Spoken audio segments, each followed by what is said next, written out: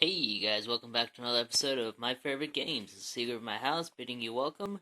And for this episode, as I shake the camera like an idiot, we will be looking at one of the most recent games that I played. It's a really good game that gets a huge recommendation on every console it's on. It is Sonic and All-Stars Racing Transformed, and this game is crazy good. I only have it on the Vita, unfortunately. I would like to get it for either the Xbox 360 or PS3, but you guys know me. Gotta wait until I find a copy on the cheap, and I will one day, and then I will play and probably enjoy that one. Hopefully, at least as much, and hopefully more so than the Vita version.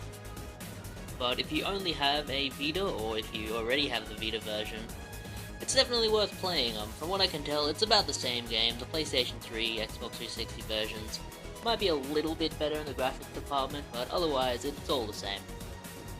So, just to get it out of the way, this game is a straight Mario Kart ripoff. It's a mascot racer where a bunch of different characters from various franchises made by Sega are all racing to be the best, you know. You have various racetracks that make like a racing level out of a video game from a certain franchise. You know, there's a few raceways for Golden Axe. There's some for Fantasy Star, all of that. There are a couple for some really obscure Sega franchises too, like ones that were just like one-off games. Like there's a Skies of Arcadia level, there's a Burning Rangers level, and there's like a Viva Pinata level, not a Viva Pinata, Samba de Amigo level. There's a Space Channel Part 5 level. There's a what's the name of the game? The one where you're in the future and it's like dystopian and you're skating around on roller skates. I don't remember the name of it, but it was on the Dreamcast and the original Xbox. But yeah, like, even games that only had like one or two games in their franchise. Jet Set Radio. Or Jet Grind Radio. Yeah, it has levels for all of them and they're all really good. Track design in this is crazy good. Some of the levels are really hectic, like the Jet Grind Radio level, the first one, has you going all over rooftops, and you know, it's so hard to kind of figure out like the best route to take, but you figure it out eventually and you do really well. The Shinobi level, which is really fun. I was having a little bit of difficulty with one of the Shinobi levels, and I ended up like being able to perfectly run the track in order to finish it first. And there are, at least in the single player mode, different kinds of races you can do. You can do a straight race, you can do like a time attack race, you can do a various challenge kind of races, one where you have to like stay ahead of the opponent for a certain amount of time, or like do a time trial kind of one where you have to beat the computer's time. That's the one I had the most difficulty with, but yeah, it's really good. It's a lot like Mario Kart, but in some ways it's a little bit better, you know. I think the music in this is way better than Mario Kart because it's taking a lot of music from classic Sega franchises. I mean, the Golden Axe theme in this, so good. So good. And yeah, the music's crazy good. Graphics are pretty good for the Vita. I wouldn't say it's the best looking game on the Vita, but it's pretty good. What's that say? Controls are very good. Controls are crazy good, actually. It's really responsive. A lot of the game has you drifting and doing like tricks to get boosts.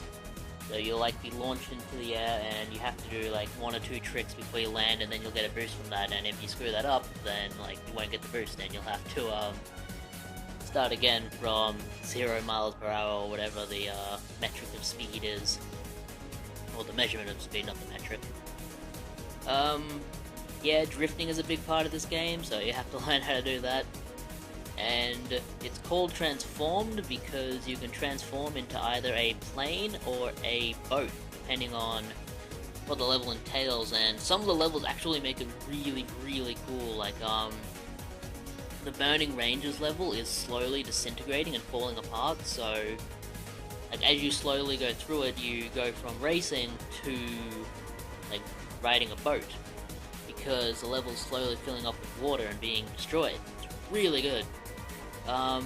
Same thing with the Skies of Arcadia one, except the level is slowly being blown up, so after a while, like, the final lap is all, like, going through the air because, like, the rest of the level has been, like, blown up by space pirates. It's, like, really, really cool. Yeah, this is a real love letter to any, fans of Sega and their franchises. We'll have a look at the back here. There are Crazy Taxi levels as well. There's an Afterburner level, which is really good. I didn't finish this game, so I don't think you can really call this a review. I think you have to finish a game if you want to call it a review, but yeah, this is still really good.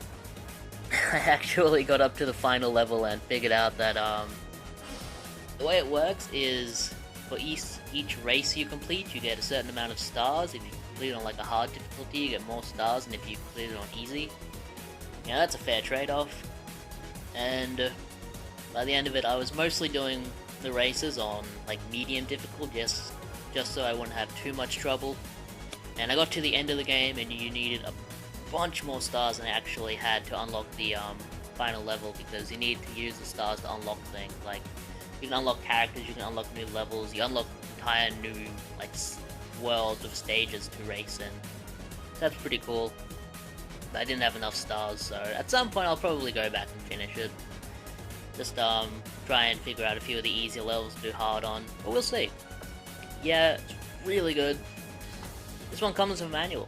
It's really good for a Sega game. A lot of them, or a Vita game, a lot of them didn't come with a manual, unfortunately. Oh, man, I should have taken advantage of that. 10% off everything.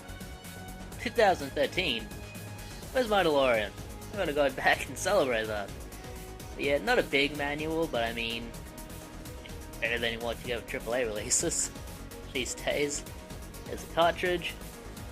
Yeah, just a really, really fun game. Definitely recommend it on all of the platforms it's on. And yeah, that's about it. So that's all I have to say. This is one of my favorite games. I don't have a game to review next time. I'll have to finish another game.